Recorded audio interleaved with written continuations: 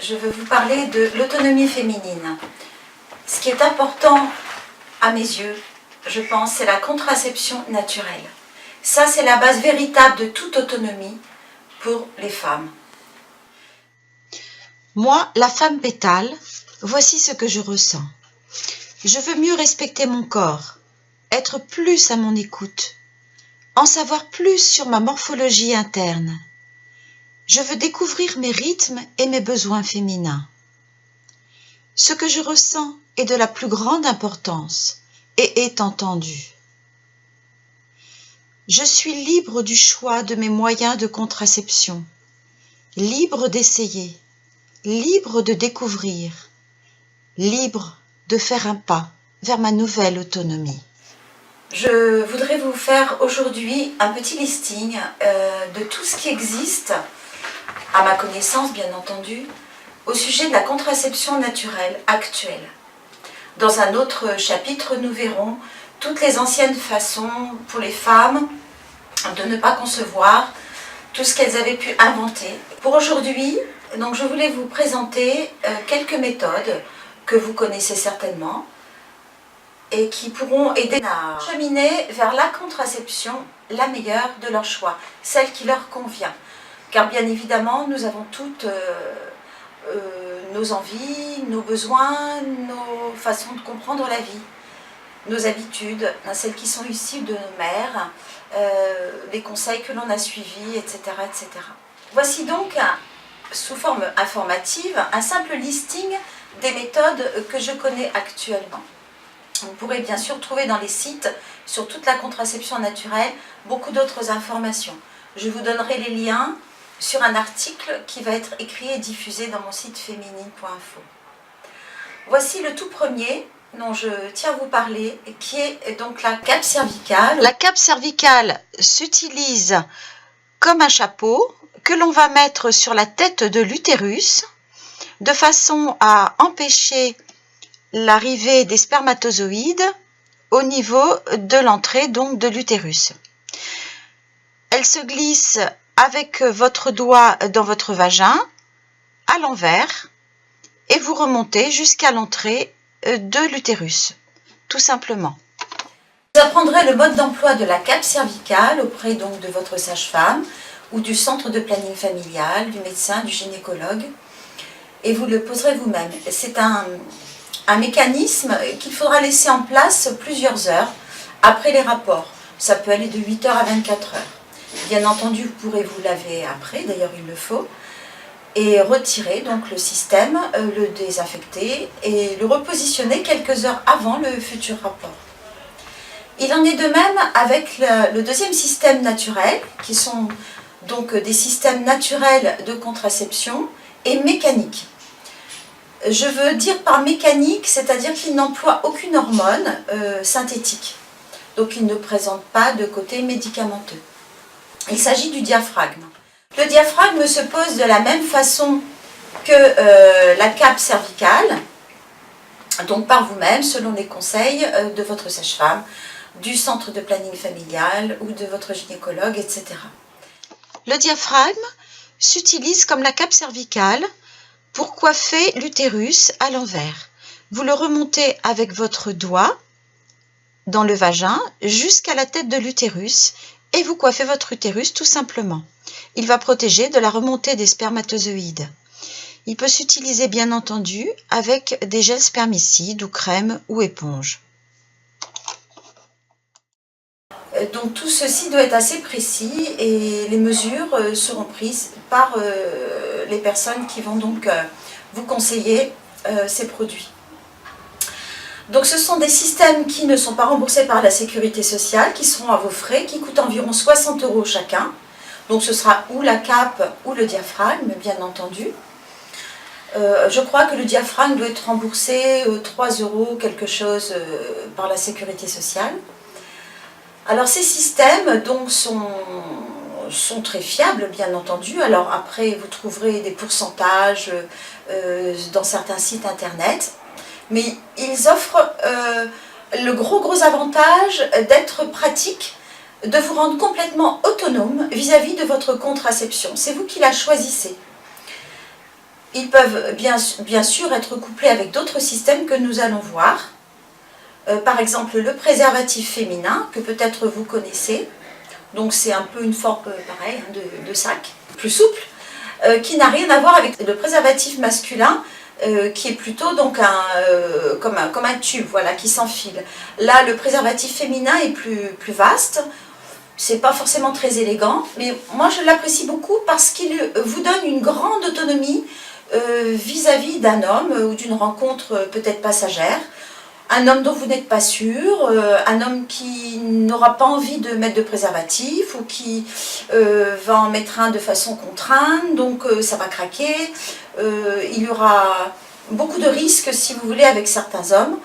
Et vous, cela vous permet d'être complètement autonome vis-à-vis de votre contraception et aussi de toutes les maladies infectieuses, ainsi que des maladies comme le sida et beaucoup d'autres choses qui peuvent se transmettre, style l'hépatite, etc., par les rapports sexuels. Bien entendu, ce que prône mon site, c'est l'autonomie sous toutes les formes, l'autonomie naturelle de préférence. Et donc je pense que ce préservatif féminin peut être très pratique en toutes circonstances. Ce qui peut gêner un peu, c'est son coût, parce qu'évidemment il est un petit peu plus cher que les préservatifs masculins qui sont fabriqués en beaucoup plus grande quantité, mais néanmoins très intéressant comme système. Je vous conseille de l'essayer. Vous pourrez l'avoir gratuitement dans les centres de planning familial dont nous avons parlé plus haut. Dans certains cas, c'est intéressant. Nous allons parler aussi bien sûr du préservatif masculin qui, à mon avis, est essentiel pour la préservation de toutes les maladies infectieuses que vous connaissez beaucoup mieux. Mais comme il est soumis à la volonté de l'homme avec qui vous avez des rapports sexuels, je trouve qu'il ne donne pas une pleine autonomie à la femme. Voilà, là c'est bien que lorsqu'on peut discuter, en parler avant, prendre le temps.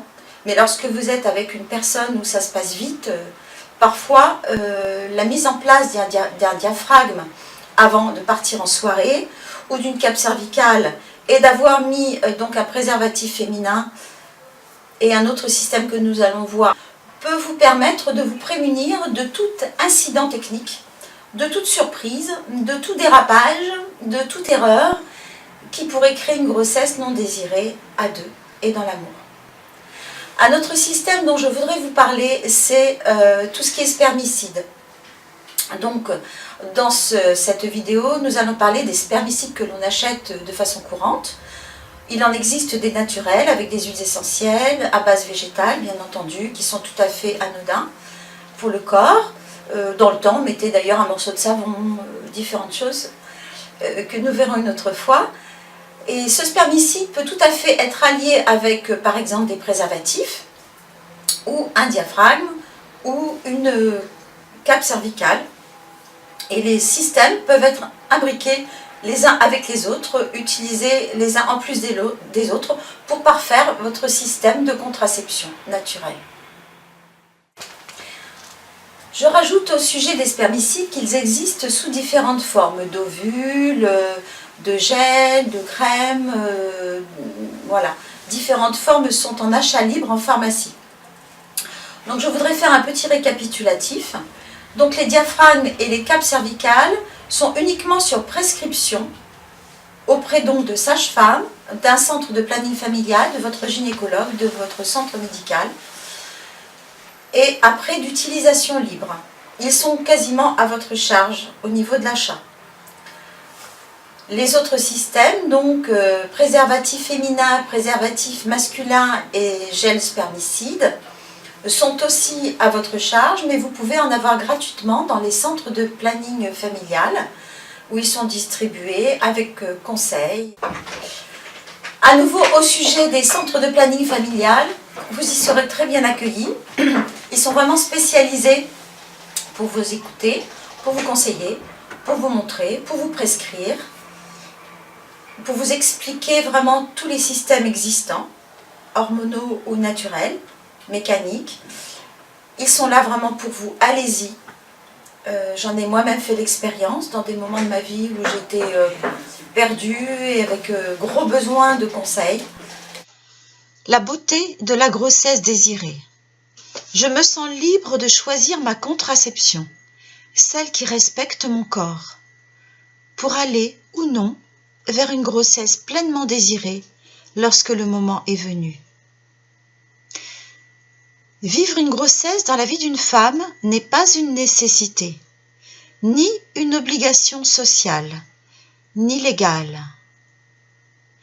Ce qui semble être plus une nécessité est de respecter ses envies et besoins, s'écouter et vivre le plus possible à son rythme, en harmonie avec son ou sa conjointe, ou vivre célibataire, et surtout se sentir libre d'enfanter ou non.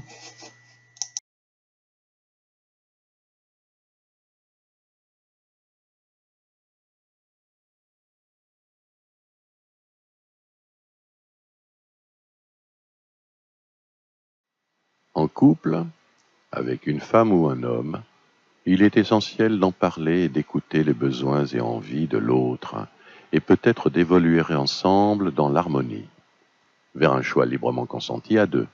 Ensuite, comme c'est la femme qui portera l'enfant, il est primordial de parler contraception avant, s'il y a une période voulue d'attente, après et entre les grossesses futures. La contraception est toujours primordiale et il est important de s'en occuper. La décision viendra toujours à la femme, non au médecin ou au mari, ni à la famille, car c'est dans son corps que tout se passe. Elle doit se sentir libre de ses choix de contraception pour se respecter et ne pas se sentir obligée de subir un système contraceptif présentant des dangers pour elle, pour son futur enfant ou pourrait mettre en péril son corps et ses organes si délicats. Certains systèmes peuvent présenter des risques pour les femmes, par exemple grossesse extra-utérine avec des séquelles irrémédiables, d'autres influent sur la totalité du corps et peuvent prédisposer à des complications graves. Voilà pourquoi il est si important de regarder sérieusement toutes les implications, d'en parler, de prendre le temps, de ne pas se précipiter vers n'importe quel système, de se respecter et se faire respecter dans l'autonomie du choix contraceptif.